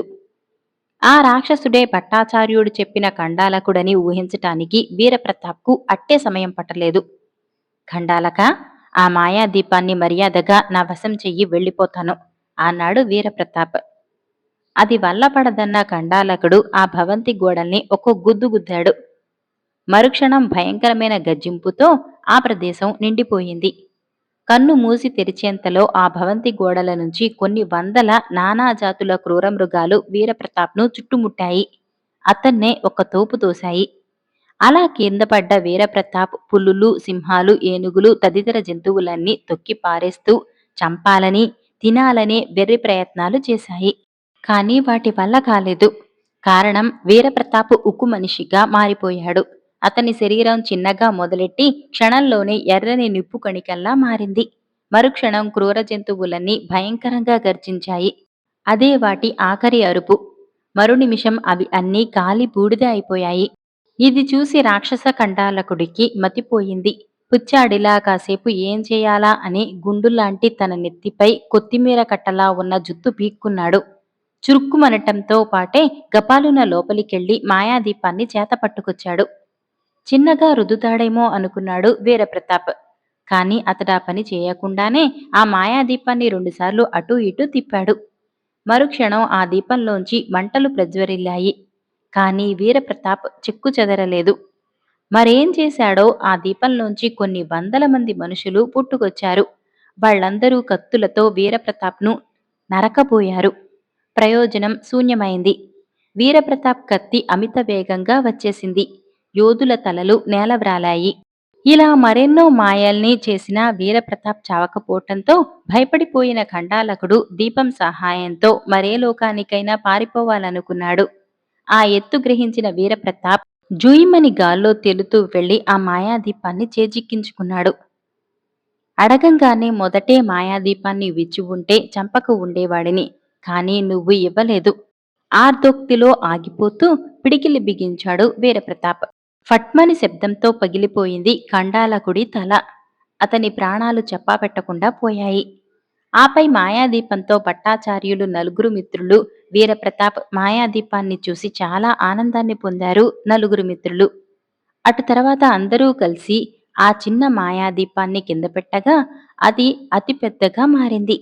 వారంతా కూర్చోవటంతో గగన మార్గాన్ని చేరింది. అలా గగన మార్గాన ప్రయాణించి కొండచిలువ రూపాన ఉన్న శక్తిగల శకల మహర్షిని చేరారు. మాయాదీపం అతనిని తాకించి వెంటనే అందులోంచి వచ్చిన నీలకాంతులకు కొండచిలువ నుండి మసైపోయి నిజరూపం దాల్చాడు సకల మహర్షి. ఆపై మాయాదీపాన్ని కేశవుడికి ఇచ్చారు వీరప్రతాప్. తన స్నేహ చిహ్నంగా ఉంచుకోమన్నాడు. గజవర్మ తదితరులు అతన అడవిలోకి తేకపోతే తన పిచ్చి కుదిరేది కాదని, మాయాదీపాన్ని తెచ్చేవాడిని కాదని, కాబట్టి ఆ దీపం తీసుకోవాల్సిందని అన్నాడు. ఆ మాటలతో ఆనందించిన నలుగురు మిత్రులు దాన్ని తీసుకున్నారు.